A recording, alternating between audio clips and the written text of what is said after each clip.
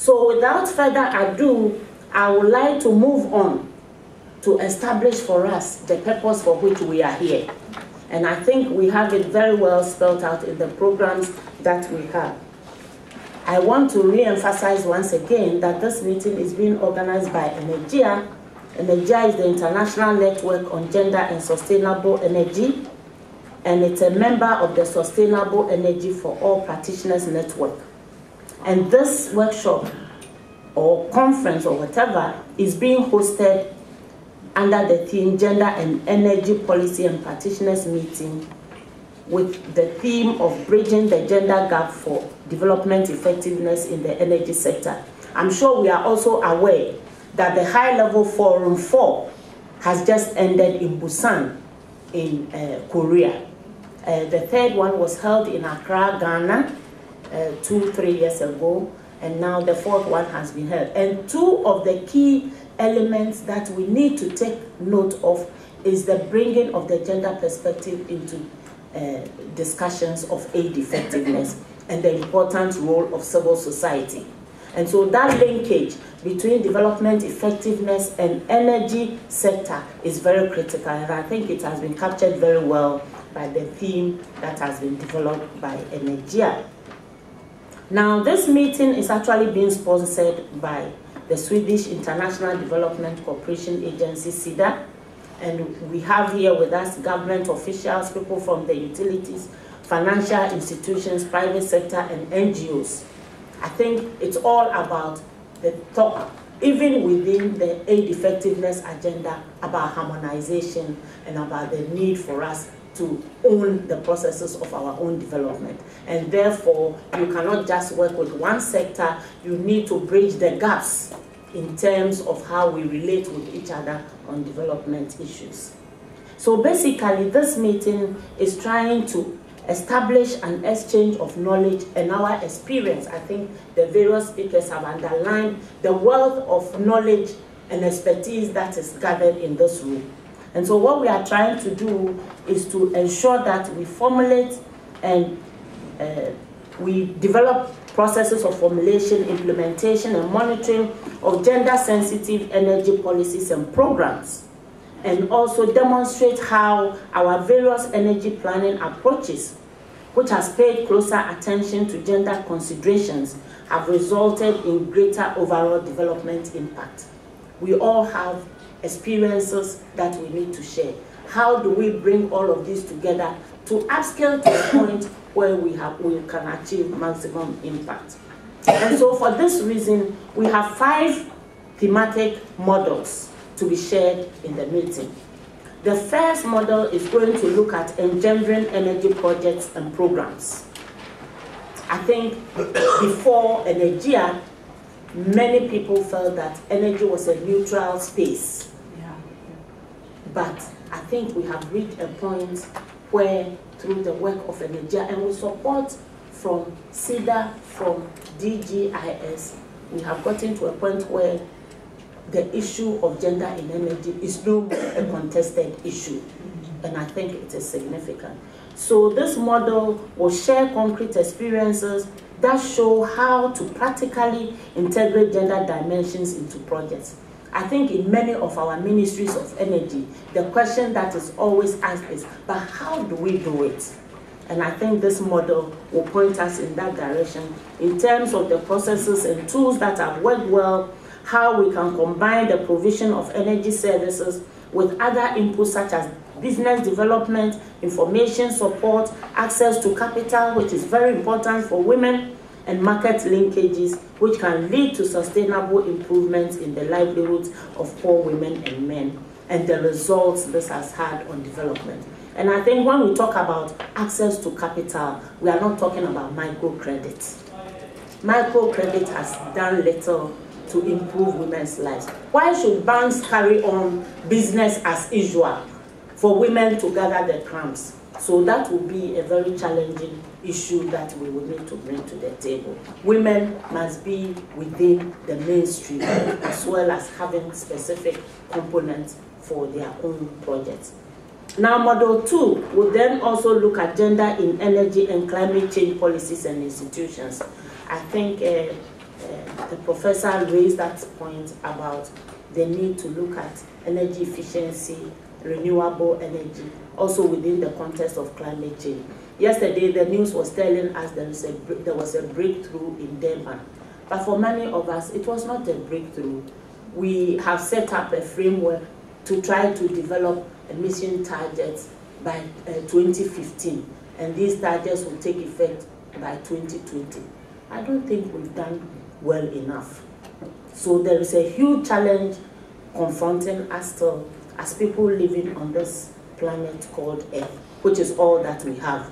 And so the issue of climate change we will discuss at this point. And here we will share experiences on integrating gender in energy and climate change policies and energy sector institutions in developing countries. ENERGIA will present the gender audit approach that it has undertaken in Ghana. My colleague Sabina has been at the forefront of the gender audit in the Ministry of Energy. So some of these experiences will be shared, and the institutional capacity building that has been supported by ENERGIA of the utilities and the ministries, and how many strategies within the energy sector have attempted to mainstream gender issues. I think the notion of mainstreaming is also another concept that creates some difficulties for us. So maybe some of the presenters will also talk about the challenges that they have gone through in trying to mainstream gender policies in energy. There will also be discussions about gender budgeting within the local government system and how these have also impacted on the energy sector. With reference to Model 3, we'll be focusing on maximizing development effectiveness through collaborative partnerships. I think we cannot stress this point enough.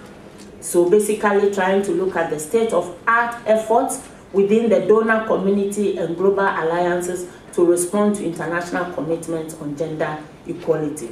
And I think when we talk about gender equality, it's not just about the MDGs. We go back to the Platform for Action.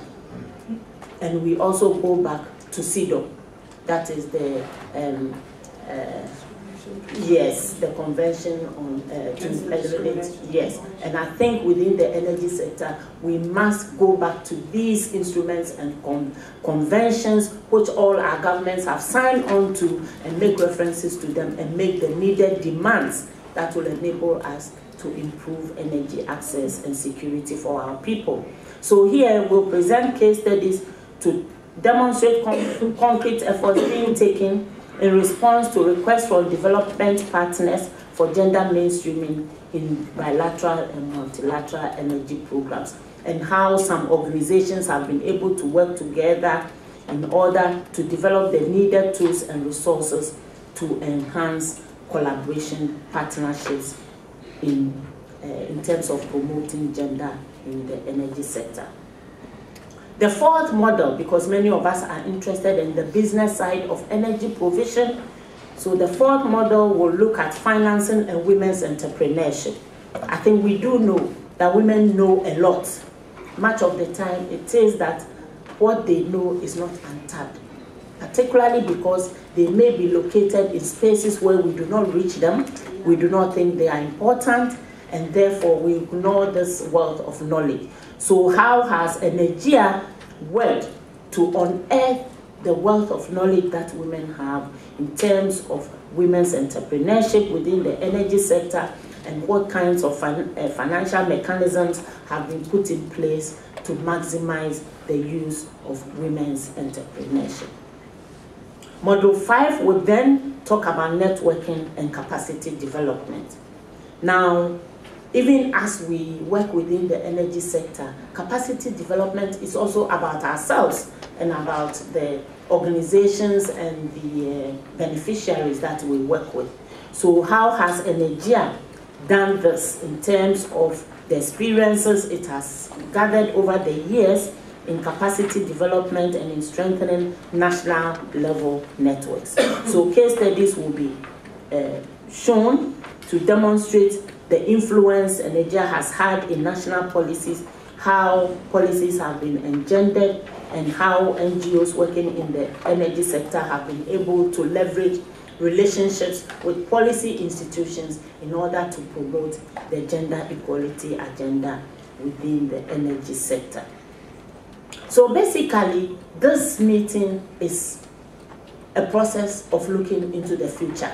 How can we perform better, recognizing the challenges that exist for us, particularly in terms of the global discussions going on and the inequalities that exist in it, in terms of those who want the situation to be as it is and those who actually want transformational change that will bring on board many more people who are not benefiting from the resources of the world in a sustainable way.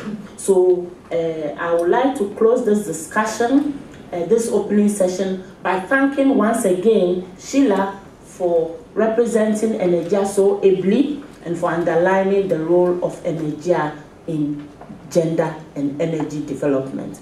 I also want to thank the representative from SIDA. Many of us have referred to SIDA in our writings, particularly with reference to the promotion of women's rights in development. And for a long time, SIDA was actually, Sweden was actually #1 when it came to women's participation in decision making. It is only in recent times that Rwanda has really overtaken you. But, yes. So you have been a good example for all of us. And as host, the DGIS has always been there for ENERGIA.